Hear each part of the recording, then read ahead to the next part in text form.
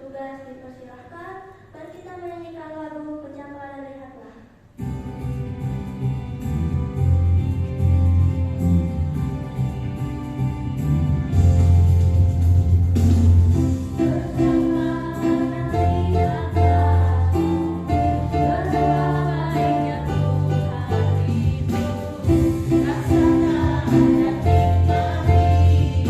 Kasih setia Tuhan.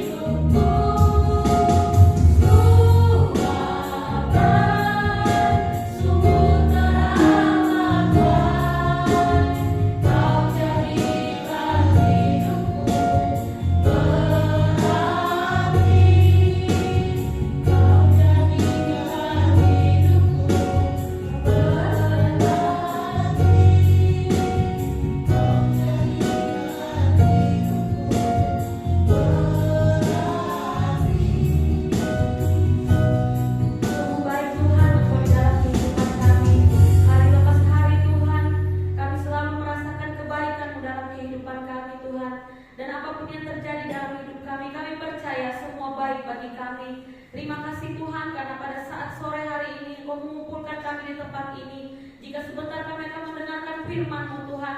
Biarlah firman-Mu ini menjadi hidup dan kuat, berkuasa di dalam hati kami Bapa. Biarlah berikan kami Tuhan telinga yang dengar-dengaran, hati yang mau menerima firman-Mu Tuhan, supaya firman-Mu itu dapat tinggal di dalam hati kami, tumbuh dan berbuah, sehingga orang-orang di sekeliling kami Tuhan melihat buah kami dan menikmatinya. Terima kasih Bapa. Segala roh jahat, roh iblis, roh setan yang mengganggu pemberitaan firman-Mu, kami ikat, kami tolak, kami patahkan, kami hancurkan, kami usir keluar dari tempat ini dalam nama Yesus. Biar Engkau sendiri Tuhan yang berbicara melalui mulut hamba-Mu Tuhan. Terima kasih Bapa. Kami siap mendengarkan firman-Mu. Hanya di dalam nama Yesus kami sudah berdoa. Haleluya. Amin. Puji nama Tuhan. Silakan duduk. Shalom. Shalom. Lemes ini kayaknya nih. Shalom. Shalom. Ya, saya suka di sekolah minggu itu ya, saudara-saudara. Kalau saya bilang shalom, kalau mereka lemes itu kadang 2-3 kali saya suruh mereka sampai mereka teriak shalom. Begitu. Saya suka mengulang-ulang. Mengapa saudara? Kalau kita ada di dalam Tuhan, tinggal di dalam Tuhan, maka kita harus punya semangat.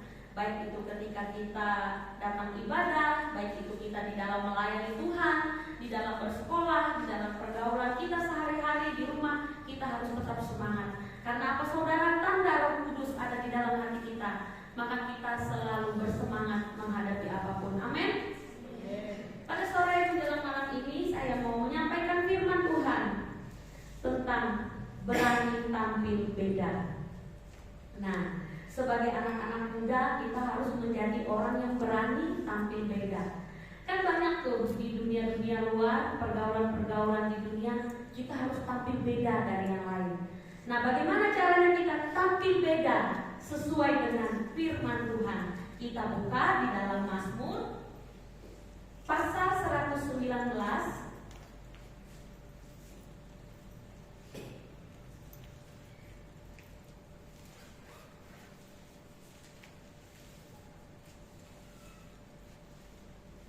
Bagaimana caranya kita menjadi berani tampil beda? Mazmur pasal 119 ayat 9. Saya bacakan. Yang sudah dapat katakan amin. Ya. Saya bacakan. Dengan apakah seorang muda mempertahankan kelakuannya bersih, dengan menjaganya sesuai dengan firman-Mu. Mungkin saudara bertanya-tanya nih sekarang, kok beda ya judulnya sama isi ayatnya? Kita kupas satu-satu ya. Jadi saya ulangi sekali lagi. Dengan apakah seorang muda mempertahankan kelakuannya bersih, dengan menjaganya sesuai dengan firman-Mu. Yang pertama saya mencatat di sini saudara, pemazmur itu Daud, dia bertanya sama Tuhan, dengan apa? Jadi saya mencatat yang pertama di sini, dengan apakah? Kenapa pemazmur berkata dengan apa? Dan kenapa di sini ditulis seorang muda? Kenapa enggak dengan apakah orang tua? Ada yang tahu jawabannya? Ya. Kenapa seorang muda, saudara? Karena orang muda ini suka mencoba hal-hal yang baru, suka mencari jati diri. Oh, aku mau mencoba ini untuk mencari jati diri. Iya Pak, iya? Iya ya. Contoh, misalnya nih, sekarang kan lagi ngetren, saya ngapain kakak di sana, gantungan-gantungan dari manik-manik. Nah, kita semua yang anak-anak muda ini pasti penasaran, pengen coba bikin, ya kan? Terus ada yang viral-viral tentang Korea misalnya, kita pengen ikut nonton. Terus tentang makanan, kita mau lihat makanannya, mau coba juga. Nah, anak muda itu, kenapa pemazmur ini bilang seorang muda? Karena orang-orang muda itu suka mencoba hal-hal yang baru, penasaran. Sementara kalau orang tua atau orang dewasa seperti kakak Agus itu gak pengen lagi mencoba hal yang baru. Kenapa? Karena sudah melewatinya. Contoh, pada zaman SMA dulu ya, teman-teman kakak itu yang cowok-cowok kalau satu merokok pasti yang bilang gini, coba kamu tuh merokok, kamu tuh bencong gak bisa merokok, iya gak? Jadi mereka ikut-ikutan merokok. Karena apa? Mencoba hal yang baru. Apa sih rasanya rokok itu, enak gak ya? Terus kenapa orang itu suka merokok? Ya kan pasti mereka mau mencoba hal yang baru. Gitu juga dengan namanya pacaran. Apa sih rasanya pacaran itu, dekat sama orang? Nah, orang-orang muda selalu ingin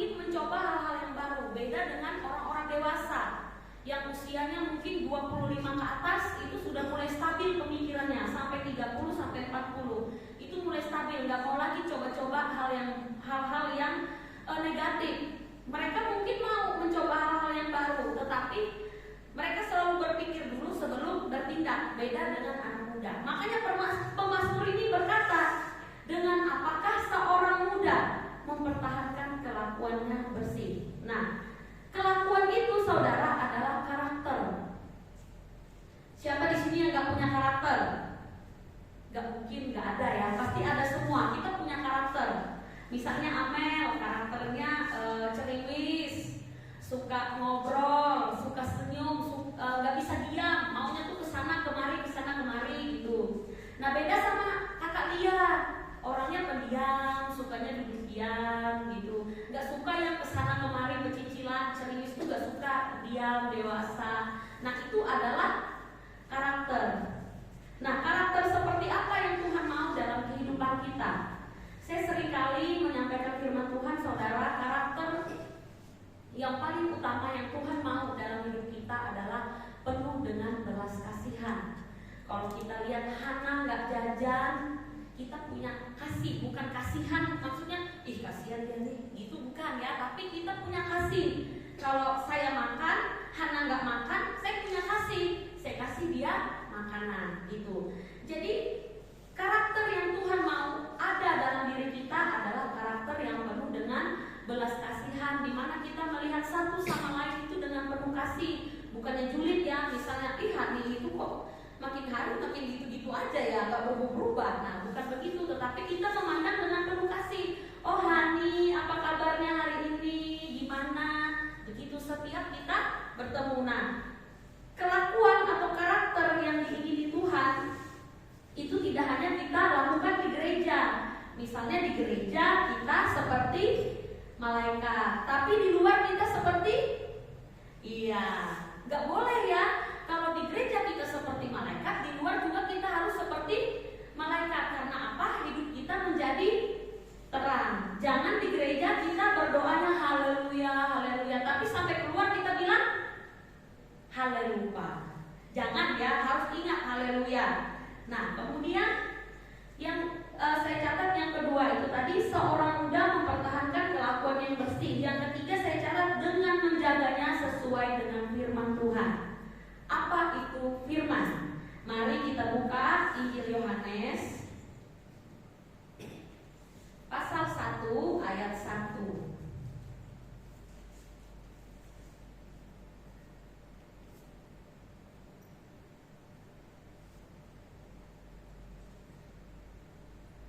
Sudah ketemu? Ya, saya akan bacakan Injil Yohanes pasal 1 ayat 1 dengan perikop firman yang telah menjadi manusia. Pada mulanya adalah firman.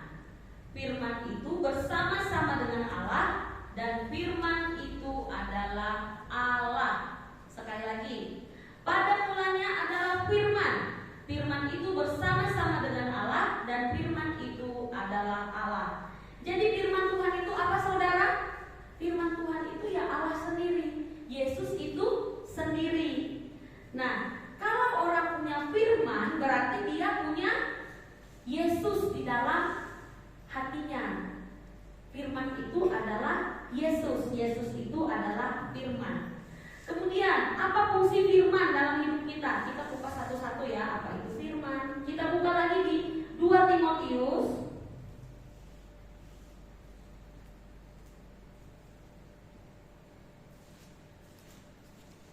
Timotius pasal 3 ayat 16.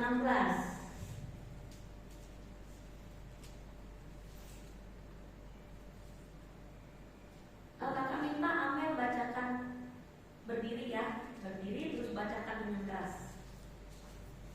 2 Timotius pasal 3 ayat yang ke-16. Demikianlah bunyi firman Tuhan, segala tulisan yang diilhamkan Allah memang bermanfaat untuk mengajar, untuk menyatakan kesalahan, untuk memperbaiki kelakuan, dan untuk mendidik orang dalam kebenaran. Amin. Terima kasih Amel. Jadi firman Tuhan itu yang pertama, saudara, untuk mengajar. Mengajar kita ke arah yang lebih baik, sesuai dengan kehendak Tuhan. Kalau Tuhan mau kita melayani dalam hal musik, maka firman mengarahkan kita untuk belajar musik. Kalau kita diarahkan untuk penuh dengan belas kasihan, maka firman mengajar kita untuk menjadi orang yang penuh dengan kasih. Kemudian firman itu menyatakan kesalahan. Nah, misalnya kakak di rumah lagi marah-marah. Setelah itu kakak ke gereja hari Minggu. Tiba-tiba hamba Tuhan yang hari Minggu itu khotbah tentang amarah. Nah, firman itu saudara menyatakan kesalahan siapa? Kakak. Nah, banyak sekali orang Kristen pasti berpikir begini, oh orang itu menyindir saya. Enggak saudara, firman Tuhan itu tidak berfungsi untuk menyindir, tetapi menyatakan kesalahan. Nah, kalau kita punya firman dalam hati kita, punya Roh Kudus dalam hati kita, maka firman itu berbicara dalam hati kita. Ini firman untuk kamu loh. Nah, setelah firman itu berbicara, menyatakan kesalahan kita, sikap kita adalah menerima firman. Ketika kalian mendengar firman pada malam hari ini, terus ada suara yang bilang, atau perasaan, atau pikiran saudara bilang, oh ini untuk saya, lakukanlah itu. Kalau memang kita salah, akuilah salah itu di hadapan Tuhan, kita minta ampun. Dan firman itu untuk menyatakan kesalahan. Jadi jangan pernah berpikir kalau kita mendengar firman dan firman itu sangat pas sekali dengan realita kehidupan kita. Jangan pernah berpikir bahwa itu adalah sindiran.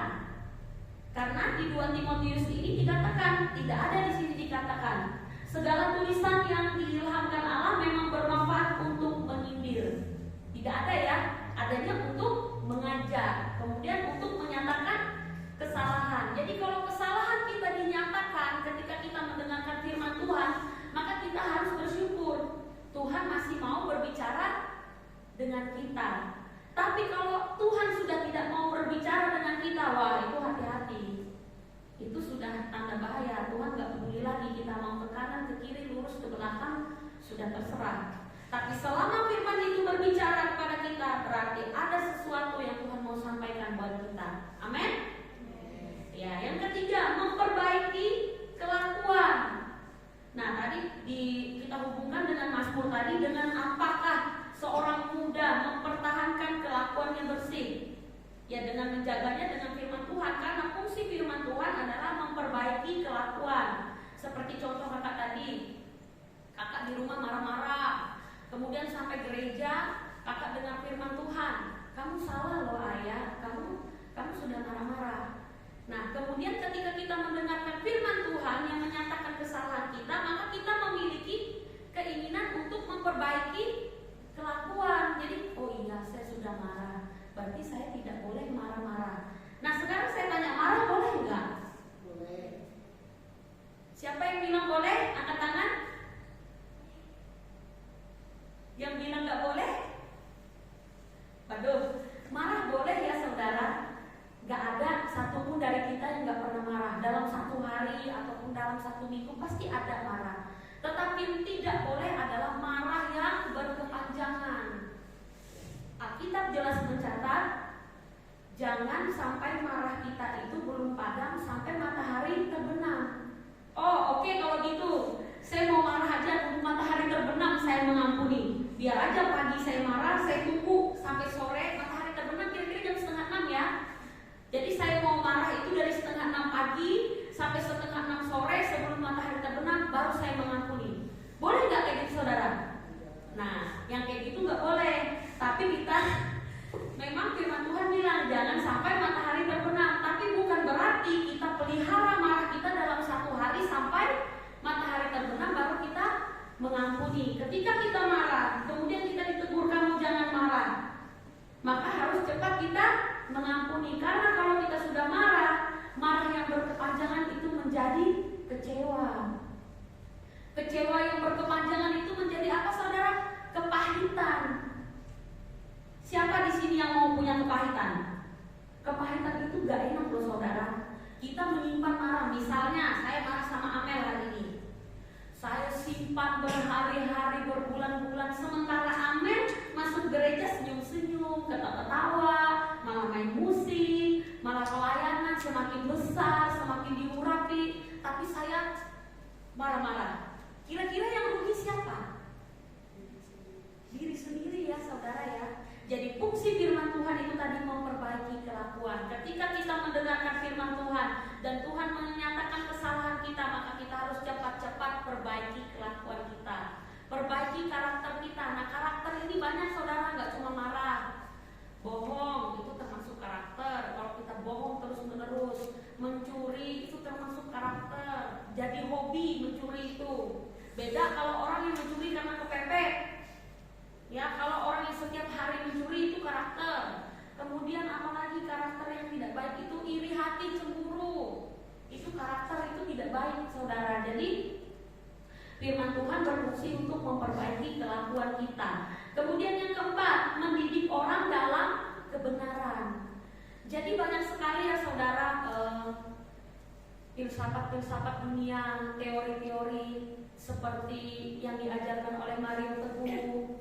Kemudian yang diajari Terelie, bukan Teresia ya, Terelie. Itu kan banyak sekali kata-kata di Instagram, Facebook. Oh, ini pas nih untuk saya nih, kata-kata indah. Benar nggak kita harus mengikuti kata-kata itu saudara? Enggak ya, yang kita harus ikuti adalah firman Tuhan. Apapun bagusnya kata-kata di luar sana dari Terelie, Teresia, Tere mana-mana, ya saudara, tapi kita harus berpedomankan dengan firman Tuhan, dengan Alkitab ini. Jadi dasar kita sebagai anak-anak Tuhan yang percaya di tempat ini adalah firman Tuhan. Sebagus apapun kata-kata bijak Mario Teguh, ya, atau Samuel Teguh, atau Theos. Nah, sebagus apapun kata-kata Theos, jangan ikuti kata-kata Theos, tapi ikuti kata-kata firman Tuhan, karena firman Tuhan itu mendidik. Kemudian saya lanjutkan. Mengapa firman bisa mempertahankan kelakuan yang bersih?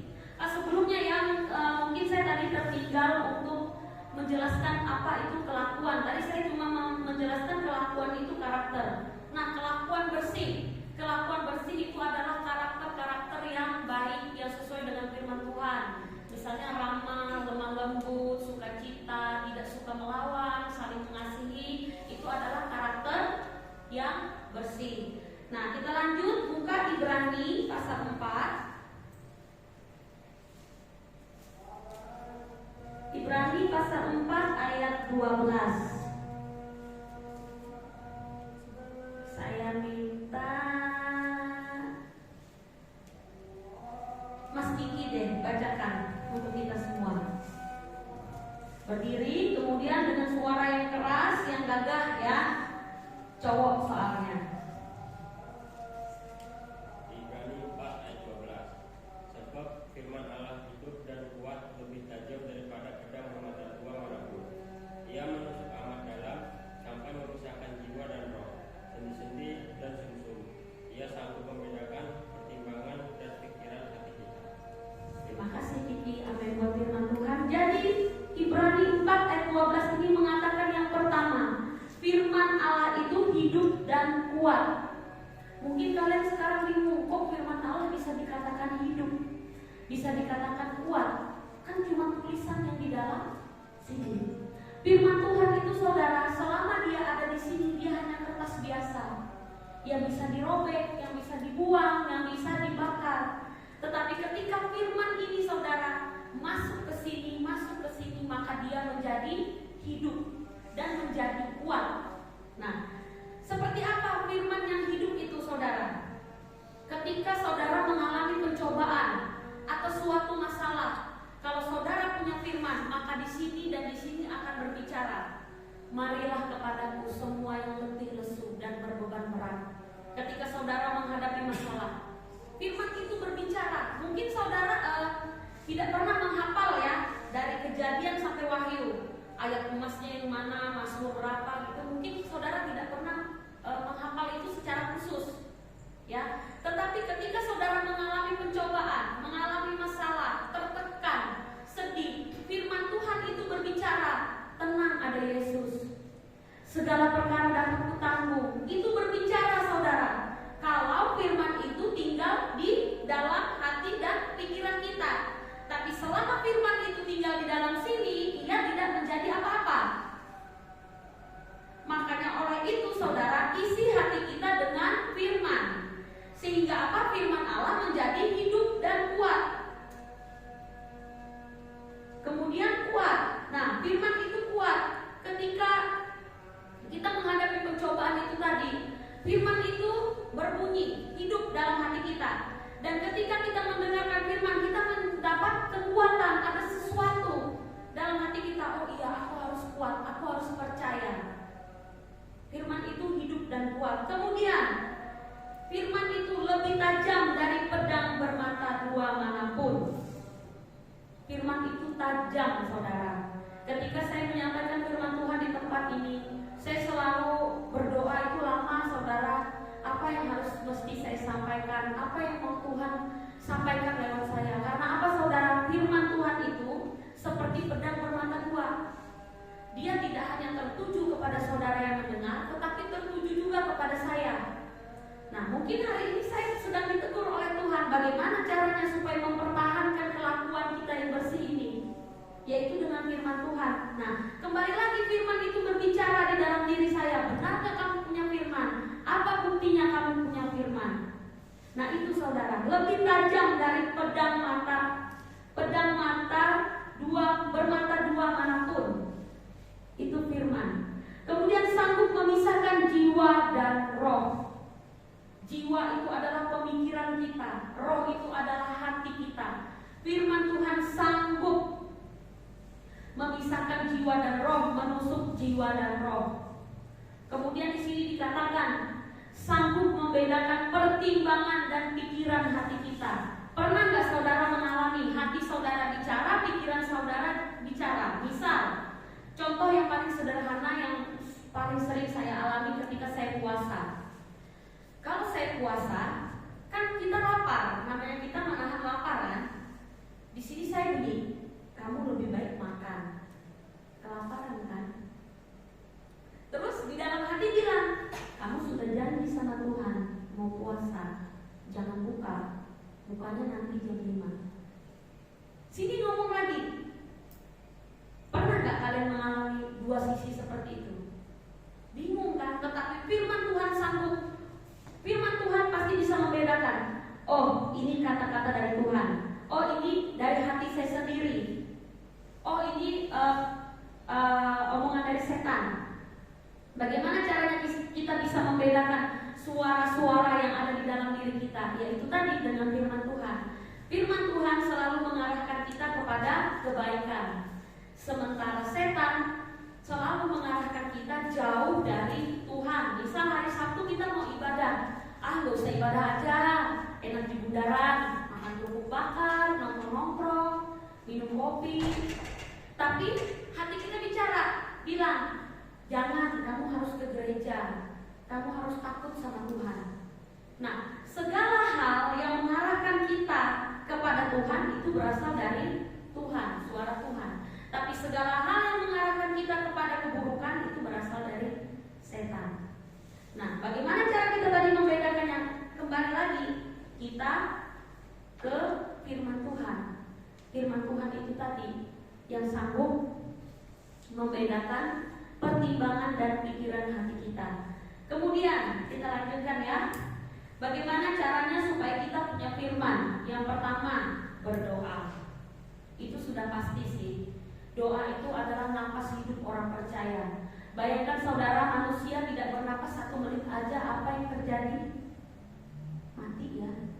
Kalau orang tenggelam itu biasanya 3 menit aja langsung meninggal dalam air. Nah, begitu juga kenapa berdoa itu menjadi napas hidup. Sekali lagi saya katakan, manusia itu terdiri dari 3. Tubuh secara fisik ini yang bisa kita raba dan lihat, jiwa, pemikiran kita, dan roh. Nah, yang perlu kita kasih makan, minum setiap hari itu saudara tidak hanya tubuh fisik kita. Yang perlu kita rawat, kita kasih skincare, kita kasih lipstick, itu enggak cuma rambut dan tubuh jasmani kita. Tapi hati kita ini perlu diisi. Nah, bagaimana cara kita mengisinya? Ya berdoa itu tadi. Makanya berdoa itu dikatakan adalah napas hidup orang percaya. Karena apa saudara, roh kita ini perlu dikasih makan. Bayangkan saudara, kalau kita tidak pernah berdoa, kita tidak makan 1 minggu, apa rasanya? Ada yang pernah gak makan 1 minggu? Oke, gak usah 1 minggu lah, 1 hari aja kita gak makan. Gimana rasanya perut kita? lapar. Begitu juga dengan roh kita. Kalau kita tidak berdoa, kita lapar, kita haus, saudara. Kemudian yang kedua, bagaimana caranya supaya kita punya firman? Membaca dan merenungkan firman setiap hari. Sekali lagi saudara, saya salut dengan anak-anak sekolah minggu. Saya harap kalian yang ada di ruangan ini jangan mau kalah. Karena pertama-tama yang meminta membaca Alkitab setiap hari itu dicetuskan di Tamborin. Kemudian saya mengikuti teladannya Kak Titin ini ke sekolah minggu. Anak-anak itu semangatnya luar biasa. Saya juga bingung, kadang satu hari sampai 10 pasal. Saya pikir saya aja nggak sampai 10 pasal satu hari. Mungkin saudara, kalau saudara buka Kejadian, apalagi Bilangan, kemudian Alkitab itu Imamat, itu membosankan sekali saudara ceritanya. Suku ini berapa puluh ribu pasukan, ratusan ribu pasukan. Kadang-kadang kita nggak mengerti ada meja roti sajian atau apa, kita nggak ngerti, tapi baca aja saudara. Nah, di sini kita dituntut membaca dan merenungkan firman supaya kita punya firman. Kalau kita cuma membaca begini, bisa saudara. Nah, kalau kita renungkan, kita harus merenungkan firman. Jangan mau kalah sama anak-anak sekolah minggu. Bacalah satu pasal satu hari. Kalian boleh mulai dari Perjanjian Lama dulu atau Perjanjian Baru dulu. Satu pasal satu hari. Jangan dilewatkan. Kenapa saudara? Pengalaman saya ya, waktu saya membaca Alkitab itu awalnya memang membosankan waktu itu. Waktu awal saya bertobat itu membosankan, terus saya itu ngantuk. Tapi saya lawan, bosannya itu, ngantuknya itu saya lawan. Akhirnya semakin hari kayak saya tuh seperti orang yang haus dan lapar. Saya itu pengen baca lagi, mau baca lagi, haus. Jadi coba untuk anak-anak muda di tempat ini ya, semuanya mulai dari hari ini bacalah Alkitab itu minimal satu pasal satu hari. Sekali lagi jangan kalah sama anak-anak sekolah minggu itu yang baru kelas 5 SD, kelas 6 SD, apalagi Valencia. Jason itu lihat semangatnya. Kadang dia melaporkan baca Alkitabnya itu jam 12 malam. Saya bingung, masih bangun anak ini. Ternyata mamanya cerita, dia lupa baca Alkitab hari itu. Dia sudah tidur, bangun lagi, baca Alkitab dulu, baru dia tidur lagi. Bayangkan saudara semangatnya. Masa kita yang muda-muda ini kalah sama anak-anak? Jangan mau kalah ya. Mulai dari malam ini mari kita membaca dan merenungkan firman setiap hari. Kemudian yang ketiga, bagaimana caranya supaya kita punya firman? Mendengarkan firman yang disampaikan. Tidak cuma mendengarkan saudara, tetapi juga menerimanya. Ketika hari ini kakak sampaikan firman atau kakak Agus sampaikan firman, bosan, ngantuk, jangan saudara, tapi dengarkan. Terima firman itu. Jangan kalian berpikir, cuma kakak ayah yang menyampaikan, dia aja belum tentu benar. Jangan saudara. Seperti Tuhan Yesus berkata kepada murid-muridnya tentang orang Farisi, ambil firman-Nya, turuti firman-Nya, kelakuannya jangan. Kalau orang yang berkhotbah itu misalnya, kalian tahu orang yang khotbah itu misalnya pemarah, ambil firman-Nya saudara, karakter pemarahnya jangan diambil. Karena kita bisa menerima, bisa juga menolak. Nah itu tadi, kita harus mendengarkan dan menerima. Kalau cuma kita mendengarkan, nggak menerima, percuma. Firman-Nya nggak masuk di dalam hati. Firman-Nya nggak menjadi hidup dan kuat tadi saudara. Jadi kalau ada masalah, sudah nangis seharian di kamar, putus asa. Ada banyak sekali orang-orang di luar sana saudara. Kenapa orang itu bunuh diri? Karena dia tidak punya firman. Ketika dia mengalami masalah, pencobaan, dia sedih, menangis, merasa seperti dia yang paling menderita di dunia. Akhirnya apa saudara? Dia ambil tali, dia gantung itu dirinya. Kemudian dia mati. Pertanyaannya, selesaikah masa hidupnya ketika dia mati saudara? Di bumi iya, tapi di sana belum belum tentu selesai. Kita nggak tahu apa yang terjadi di sana. Makanya saudara, isi hati kita itu dengan firman. Jangan kita isi dengan amarah, kepahitan, kebencian, iri hati. Misal orang tua menyuruh ke gereja, marah sampai gereja ditegur, "Hai, apa kabar?" Bagus nggak saudara? Kira-kira ada nggak orang mau berteman dengan orang yang belum ditegur aja sudah pasang kuda-kuda? Kakak nggak mau ya saudara. Bukan karena kakak tidak mengasihi, tapi kakak nggak berani kalau menegur orang pemarah. Apalagi kalau sudah datang mukanya udah masak duluan. Ada yang berani di sini? Contoh, gak usah kalian aja lah, kakak aja lah duduk di sini. Kalian mau latihan musik, terus waktu kalian datang kakak mau di situ duduk. Ambil tanya, "Kakak, aku sudah bisa apa?" Kakak jawab begitu. Kira-kira kalian mau datang lagi nggak? Nggak mau ya. Nah itu saudara. Kemudian ya, kalian mungkin bingung sekarang, gimana caranya kita menyimpan firman Tuhan dalam hati kita. Anak-anak muda zaman sekarang itu, siapa di sini yang pernah pacaran ya? Nah, kalau kita pacaran, pasti di hati kita itu selalu ada pacar. Mau mandi, ingat si dia. Mau makan, ingat si dia. Terus ada lagi lagunya Bulan, "Di dadaku ada kamu." Ya. Nah, begitulah kita dengan firman Tuhan. Coba saudara, pacar ini kita ganti dengan firman Tuhan. Mau mandi, ingatnya firman Tuhan. Jadi firman-Mu yang kuasa. Terus mau makan, ingatnya firman Tuhan. Misalnya namanya Nara nih, mau melawan, ingat firman Tuhan dalam hati. Oh iya mama, jadi nggak jadi melawan. Itulah tadi firman itu hidup. Kita harus simpan firman itu. Kemudian kita buka lagi saudara, Mazmur 119 ayat 11. Kita kembali ke ayat yang tadi.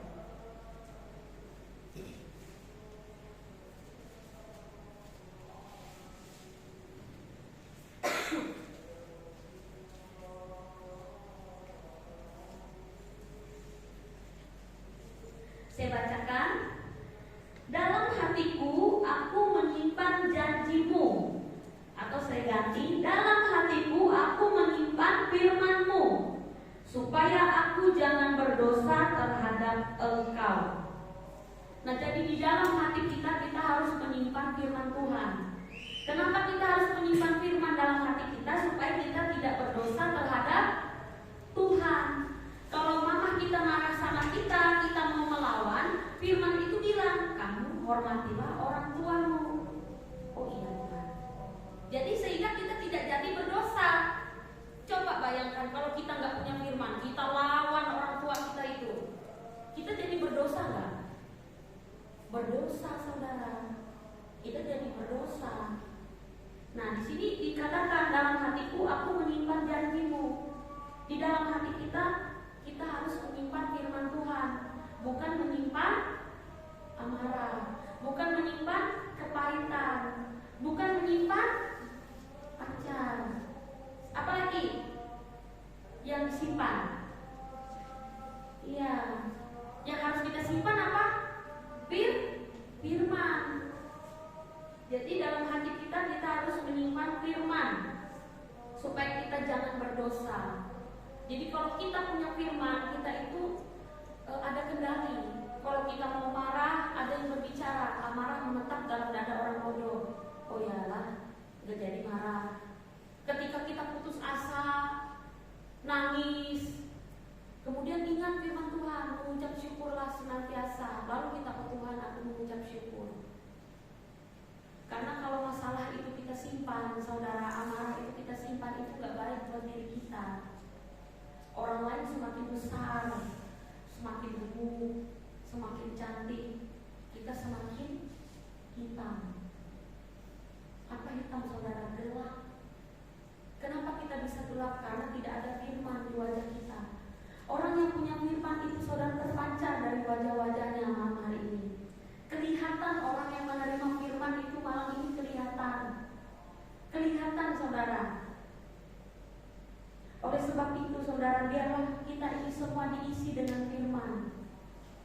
Nah, bagaimana caranya kita berani tampil beda tadi?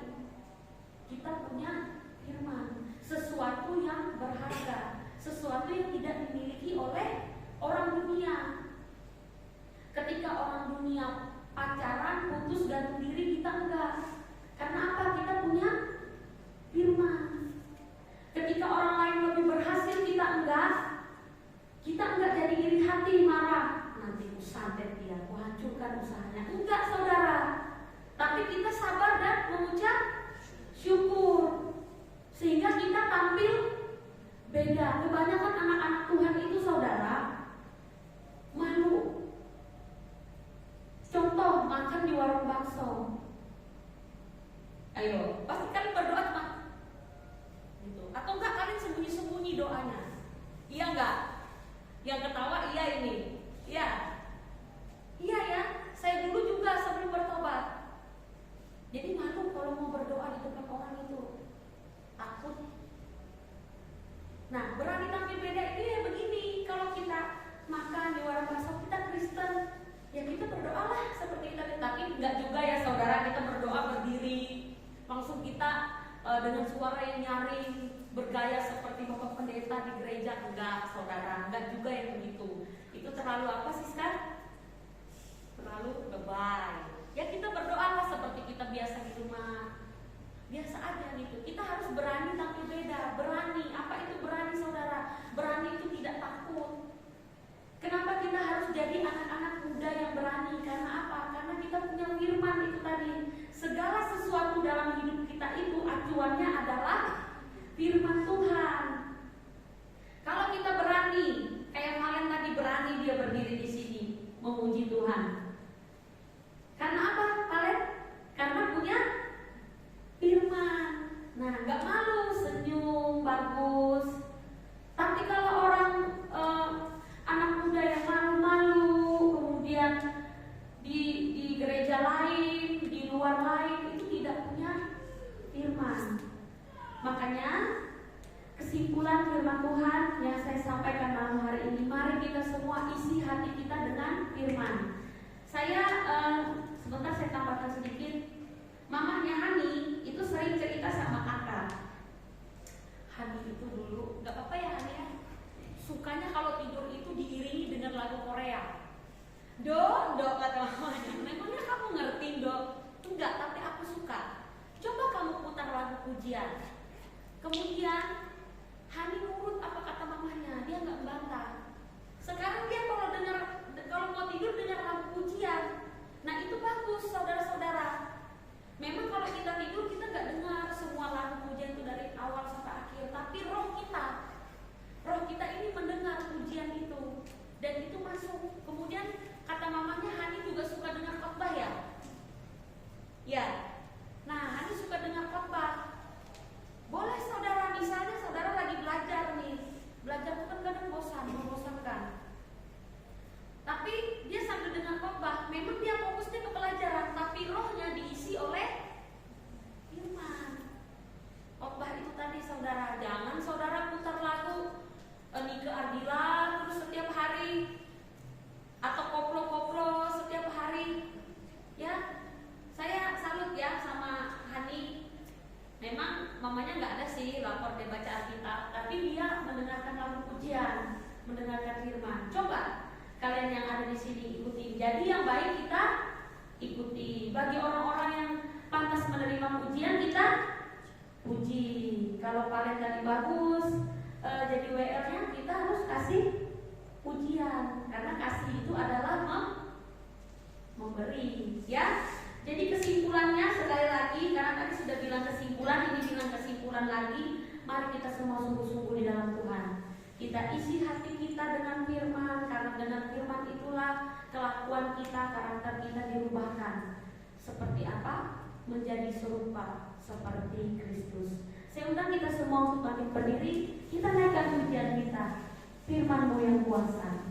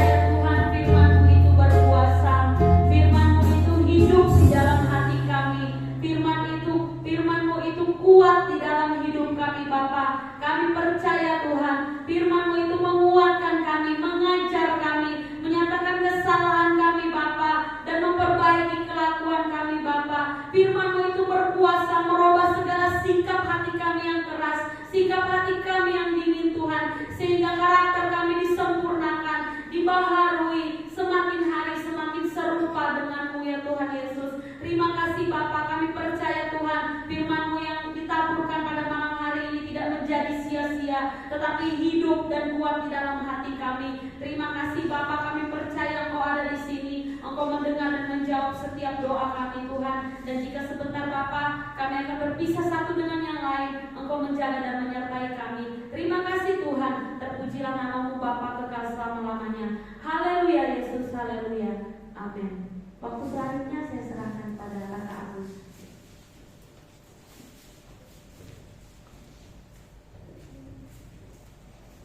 Kita akan mendengarkan firman pada malam hari ini.